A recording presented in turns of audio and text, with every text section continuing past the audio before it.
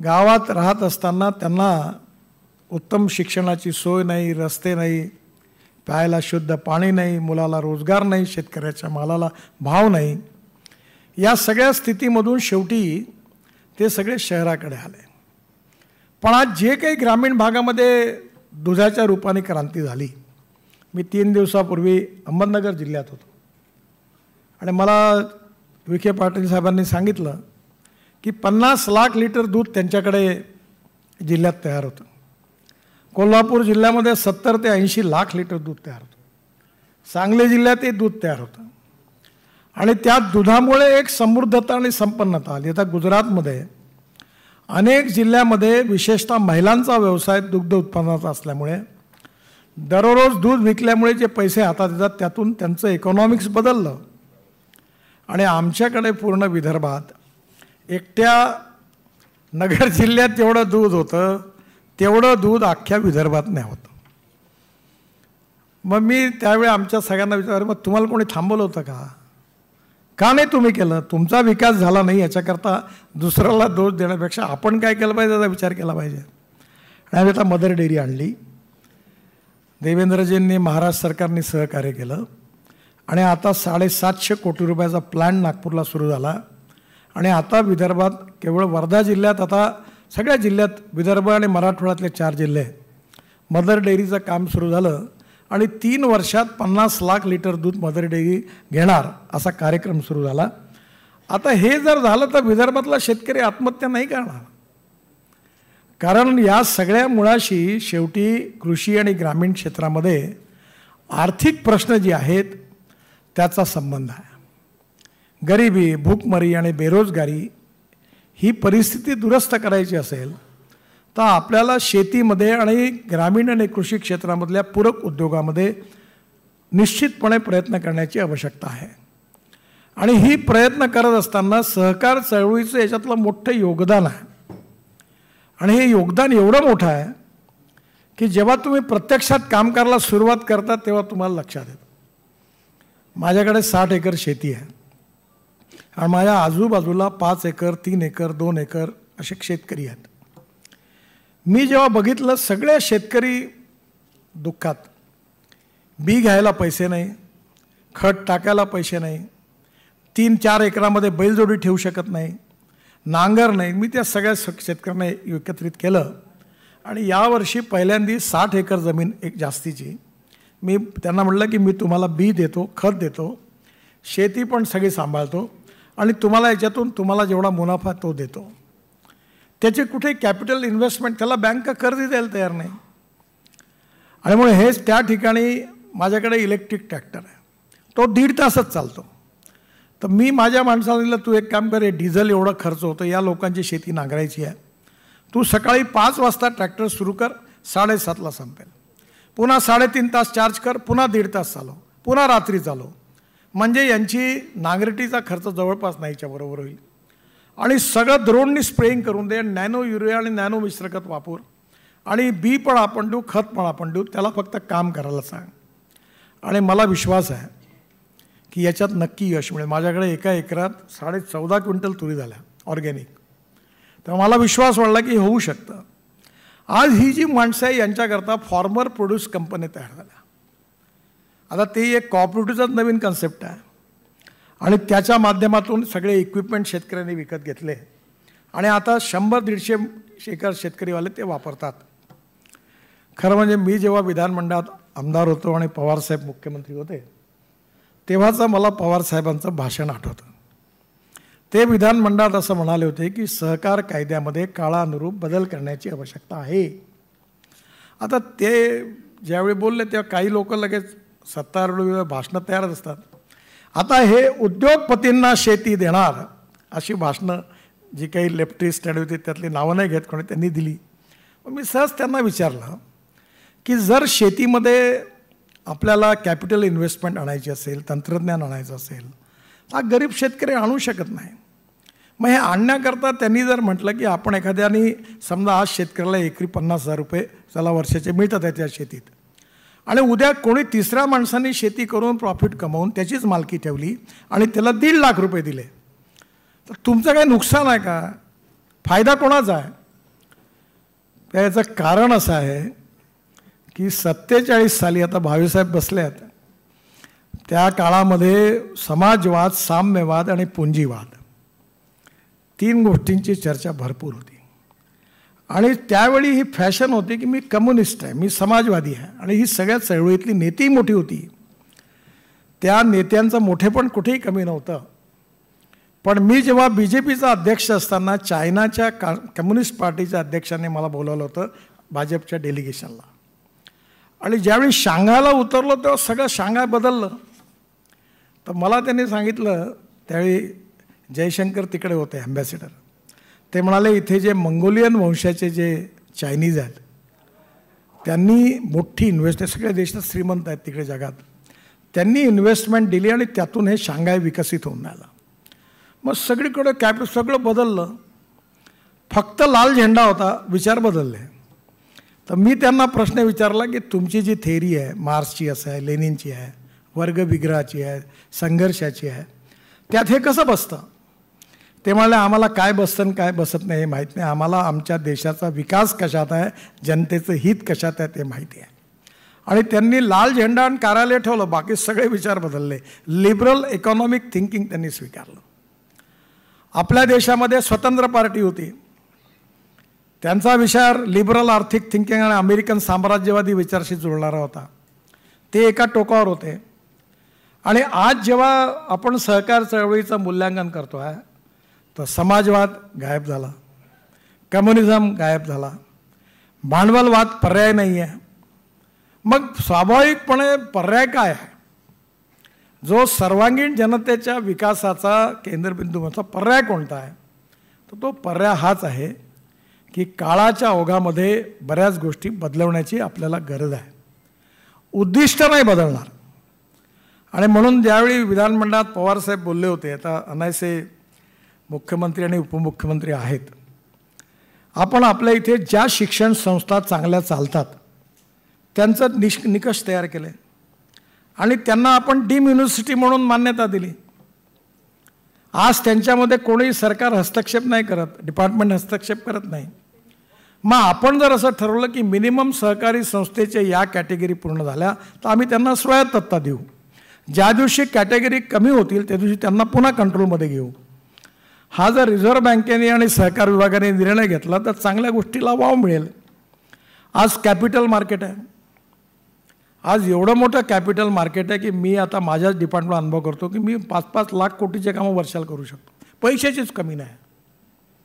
कारण मुंबई स्टॉक एक्सचेंजमध्ये मी जेव्हा आमचे बॉन्ड इश्यू काढले तर 7 दिवसाचा वेळ होता, पण 7 दिवसाच्या ऐवजी पहिल्या दिवशी 7 तासामध्ये आमचा इन्व्हिटचा bond issue 7 times over subscribe झाला. पाऊस पडला पैशाचा.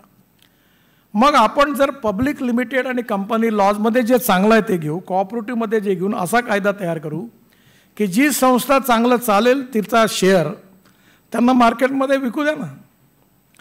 त्याची जर किंमत वाढली, जो चांगलं काम करेल त्याची किंमत वाढेल, जो खाली जाईल तो समाप्त होईल. म्हणजे कुठेतरी स्पर्धा राहील. आता आज काय झालं की मी तरुण होतो तेव्हा उत्साहामध्ये कन्झ्युमर सोसायटी स्थापन केली. देवेंद्रजी आमचे मेंबर आहे. आम्ही त्या काळात मला वाटतं बहुतेक आमच्या सोसायटीचे मेंबर होते.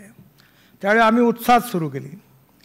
आता आम्ही एवढे कडक आहोत की चॉकलेट देखील खात नव्हतो.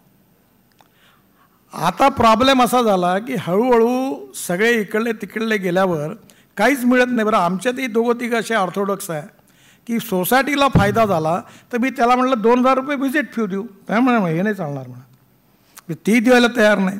म्हणजे संचालकांना काहीच आकर्षण नाही, फक्त दिवाळीचा फराळ आणि प्रेझेंट एवढं पाठवतात. तर मला त्यांनी बोलून दाखवलं की तो या सोसायटीत काम करणं म्हणजे काहीच नाही म्हणे, दिवाळीचा फराळ आणि प्रेझेंट, काही थोडं बहुत काही तर कुठे दौरा न्या, काही न्या, काहीतरी झालं पाहिजे, त्याला बंदी.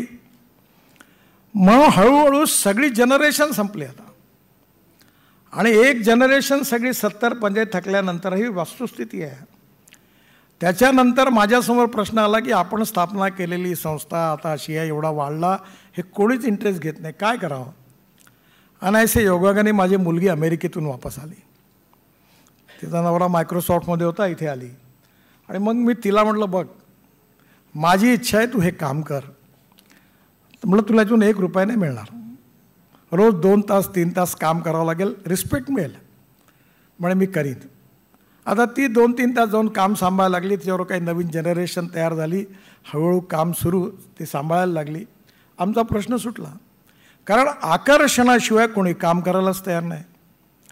आणि दुर्दैवाने हे युनिव्हर्सल ट्रूथ आहे की no philosophy can be taught to empty stomach. आणि आता ती काळाच्या ओघात तो काळ संपला, ती माणसं संपली, तो इतिहास संपला. त्याग, तपस्या, बलिदान हे काही नाही. आता म्हणते आमचं काय आमचं काय हा प्रश्न लोक विचारायला लागले संस्थेत. आणि मग आमचं काय, तर आपलं काहीच नाही. तर मग म्हणते कशा करता तुमच्याकडे वेळ घालायचा.